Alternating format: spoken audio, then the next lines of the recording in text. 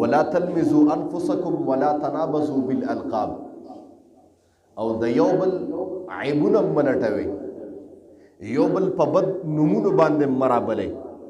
بئس الاسم الفسوق بعد الایمان، د ایمان نفس دا عظیمه ګناه ده چې انسان د محمد رسول الله صلی الله علیه وسلم مبارک امتی او د بل مسلمان عیب لټي او بل چاته په غلط نوم باندې اوازونه کوي. دا په مونږ کې مشهور ده، او توریا د خوراشه چوټه دا شیزونه عام دي مونږ مسلمانانو کې. دا وایو کنه دا تورې دی او دا چیتې دی او دا لمبو دی او دا نمونه مونږ وایو پښتنو کې. ولا تلمزوا انفسکم ولا تنابزوا بالالقاب، بد نمونه عیب ګویي د یو بل مکوي، ځکه قرآن کې الله فرمایي بئس الاسم الفسوق، دا ډېر بد شی دی، دا نمونه دا فسق کار دی، فسق. ومن لم يتب فاولئک هم الظالمون، الله وایي کو توبه هم د دې نه وینسته فاولئک هم الظالمون، الله ورته د ظلم نسبت کړی دی، دا قوم ظالمان دي او د ظلم انتها چې څوک انسان ظلم وکړي او الله یې په ظلم باندې راوبلي، الله وایي د ظالم سزا عظیمه سزا ده په محشر باندې، ځکه چې سزاګانې به پرختي ورکوي، لیکن ظالم له به الله په خپل دست قدرت باندې زما محترمو سزا ورکوي. ورېښه دا خبره یاد ساته که توبه دې وینسته. موږ مسلمانانو کې دا شی عام دی چې بل مسلمان پسې ټوکې مسخرې کوو، بل مسلمان ته بد نومونه الو. دا تاسو وګورئ زموږ په دا معاشره کې پښتنو کې شته که نشته؟ او تاسو ګرځئ په دې بازار کې د هر چا ځان له نوم دی، څوک سپین ګل دی او څوک سپینې دی او څوک تورې دی او بلا نومونه شته تاسو که نه مقرر کړي دي په خپله باندې. الله وایي بئس الاسم الفسوق، انسان که ته رابلې نو په خپل نوم باندې راوبله، او که داسې نه کې الله وایي فاولئک هم الظالمون، ظلم دې وکړو مسلمان سره، بد نوم دې ورته واخېسته نو دا دې ظلم وکړو، او الله وایي د ظلم عذاب ما رب مقرر کړی دی بیا په خپله باندې. الله وی په خپل عذاب ورکوم، پرښتو ته دې نه پرېږدم. او د الله رحمت د سره سم نه دی، خو د الله عذاب هم د سره سم نه دی.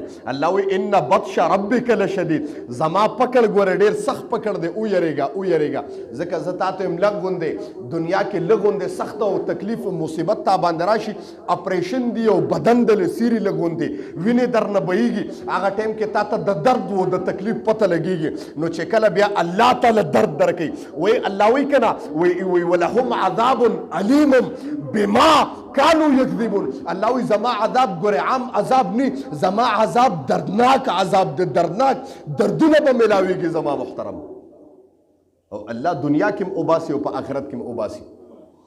صحابه په یو مجلس کې جمع، یو صحابي پړې وویشته، نو بل صحابي ویرېده، نو ټولو پسې په خندا شو، صحابو د خندا نه رغړېدل، وی اوهېرېده. الان کې خوف طبعي په هر انسان کې ښه بعد خرې کې کنه تنبې شاته ته پټ شي هغه یو ټاو ته وکړي نو هغه ټوپ وي بیا پسې خنداګانې کوي، موږ پسې خنداګان یاره جی ویرېده. دا یاره خو په هر انسان کې شته، خوف طبعي په پیغمبرانو کې شته. لا تخف ای موسی مه یېرېږه، هغه فرعونیانو چې ورته دغه را پرېښودل موسی علیه السلام کې یره پیدا شوه، الله ورته لا تخف موسی مه یېرېږه. نو خوف طبعي په هر انسان کې شته. موږ وایو چې دا ویرېده، جی دا ویرېده، دا بزدله دی، مونږ وایو داسې کنه، او مونږ بس بیا مسخرې کوي، مونږ جو ټوپ هم ته ویسته. صحابه په خندا شو، نبی رسول الله لراغه د الله رسول دی ما ته پړې وغورځو، ما وی ګنې مار دی ویریدم.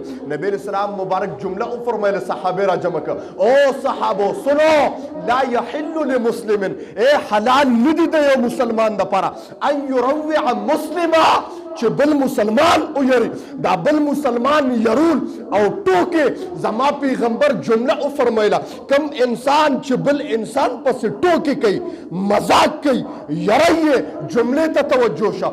زما پیغمبر او فرمایي چې کله د قیامت پر ورځ باندې زما د رب عدالت ولګېده، یو انسان ته به زما د جنت دروازه کولو کې، دا انسان به په خوشۍ باندې په خوشحالۍ باندې د جنت دروازې له منډه کړي چې د جنت دروازې له ورسېږي، الله به پرې باندې د جنت دروازه بنده کړي. وایي دی به اواز وکړي چې ربا ما پسې ټوکې کې، الله ما پسې خندا کې. زما رب وایي ها ته هغه انسان چې په دنیا کې دی زما په مخلوقاتو پسې انسانانو پسې خندا کړې ده، نن د محشر پر د قیامت پر په تا پسې خندا کوم زما محترم. نو الله دې موږ د داسې روز نه وساتي چې الله د جنت دروازه کولو کې او راپسې واپس بند کړي او ټول مخلوقات امام الانبیاء محمد رسول الله ولاړي او زما رب وایي چې دا هغه انسان دی چې مسلمانانو سره به ټوکې کولې او خندل به ورپورې نن تا پسې ټوکې کوم د ماما الله دې موږ د قیامت پر ورځ د الله د ټوکو نه وساتي. شوق سره امین ووایي.